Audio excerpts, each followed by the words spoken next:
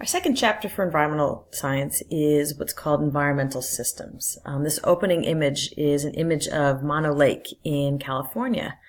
And Mono Lake is a saltwater lake. It's essentially a terminal lake, so the water flows in, but it doesn't flow out. So it brings all of the sediments and salts and stuff connected with it to the lake, and it deposits there. It's saltier than the ocean.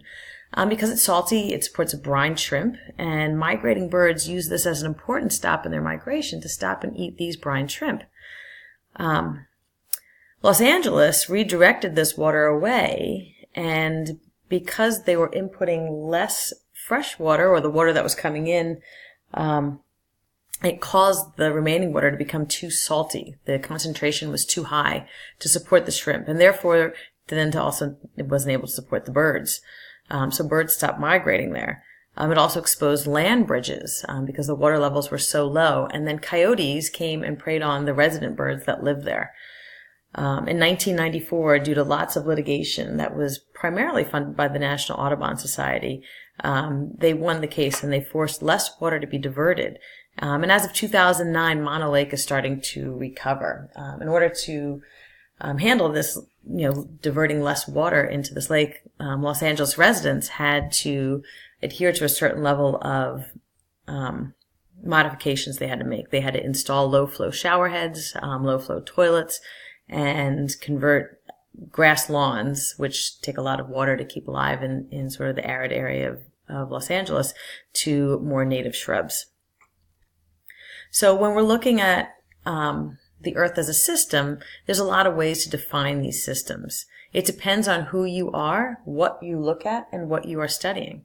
So if you're a physiologist, the cod, the fish itself, is a system. You're studying that fish. But if you're a marine biologist, you might be looking at the predator-prey relationship between the cod and the herring.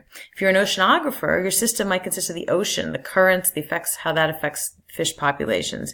And a fisheries manager is interested in the larger systems, the fish populations, human activities, and how the legal aspect fits in. So system is a broad term that is defined based on what you're studying. All environmental systems consist of matter, and we know matter is anything that occupies space and has mass. Mass is the measure of the amount of matter in an object, and weight, the force that results from the action of gravity on mass. We know that mass and weight are different, because if you were to go to the moon, the gravity is different, and therefore your weight would be different. Atoms and molecules, a little flashback to chemistry here. Atom is the smallest particle that can contain the chemical properties of an element. We know they're made of protons, neutrons, and electrons. We know the protons are what determine what element it is. Element is a substance composed of atoms that cannot be broken down into smaller, simpler components. They can be solid, liquid, or gas, and the periodic table lists all the elements that we currently know. And molecules, or compounds, are particles containing more than one atom. There, they gave us the same definition for compounds there. Atomic number is the number of protons in the nucleus of a particular element. Helps us define what element it is. The mass number is the total number of protons and neutrons in an element. And then those isotopes is when the neutrons vary. So we can have the same number of protons. So we can have various isotopes of carbon, for example. Radioactivity is the spontaneous release of material from the nucleus of an unstable isotope. So something that's unstable, like uranium, decays to form thorium. It spontaneously will release those particles. And so uranium is referred to as the parent, and thorium is referred to as the daughter. And half-life is an important calculation that the time it takes for 1/2 of the parent to decay.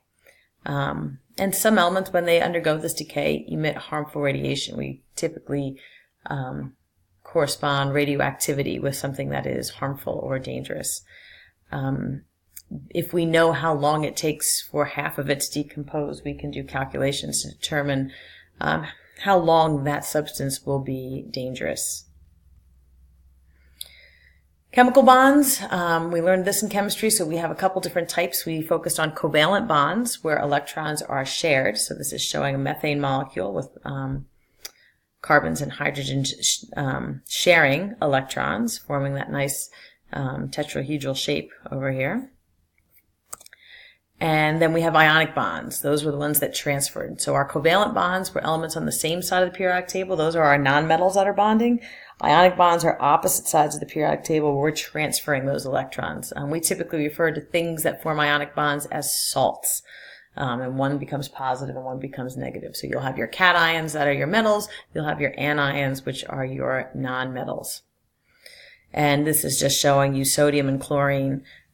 Whereas sodium's going to give up that extra electron, chlorine's going to gain that electron, but then because one is positive and one is negative, they're going to sort of hang out next to each other as their bond.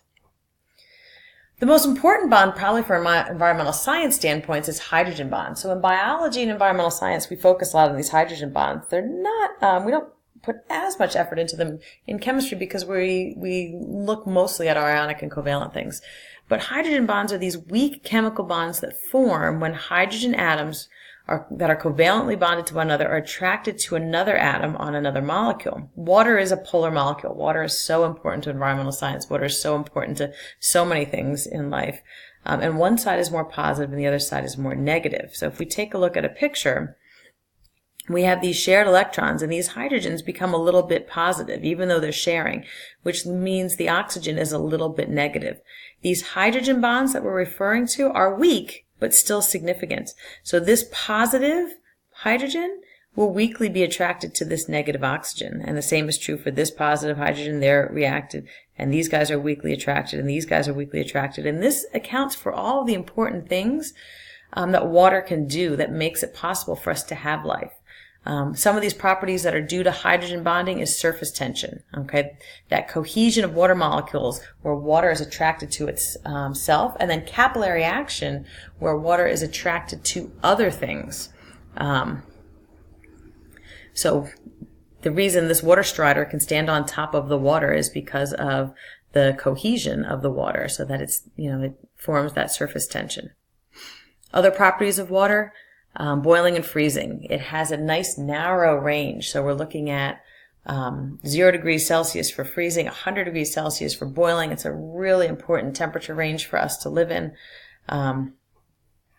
because we couldn't have all of our water frozen and we couldn't have all of our water evaporated. We need some of that liquid water. Water is also a solvent, and many things dissolve well in water because of that polar nature. So ionic compounds dissolve readily in water because it allows it to be attracted to that partial positive and partial negative side. And then because of this partial positive and partial negative side, water forms this nice unique structure when it freezes, which causes it to actually be less dense. The water molecule here, water as a liquid, is more dense than ice as a solid. Because ice is less dense, it allows ice to float, which we talked about in chemistry as being a fairly significant thing, because if stuff froze from the bottom of a pond, we'd have very few aquatic things that could live, because they would sort of be like frozen up from the bottom. This is super, super important and super unique, and kind of cool that it all happens that way with something that's so fundamental to life. Acids, bases, and pH. Acid gives up hydrogen ions. Bases contributes hydroxide ions. We have our pH scale, where 7 is neutral. Things down here are acidic. Things above 7 are considered basic. These are common things that we looked at when we were in chemistry. And just as I said, your pH scale ranges from 0 to 14, and a pH of 7 is neutral. And that's another look at that same diagram, but this time looking at and point out some of this water. Normal rainwater is typically a little bit acidic.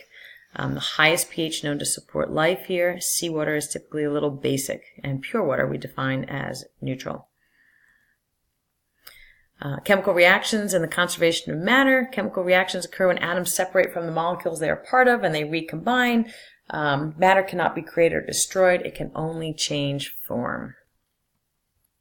We might look at a forest fire and we think that matter is being destroyed, but it's just being reshaped into different forms. So while it doesn't look like the trees that were there, the carbon and everything that was contained in those trees is now part of the smoke and the ash and whatever. Matter has not been lost in a forest fire.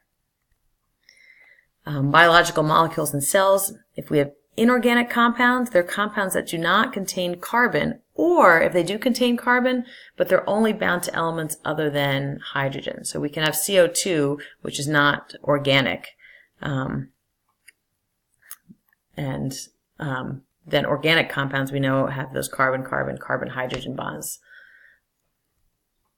The 4 classes of biological molecules that we're going to need to be aware of are carbohydrates. They're composed of carbon, hydrogen, and oxygen. Proteins, made up of long chains of nitrogen-containing organic molecules and amino acids.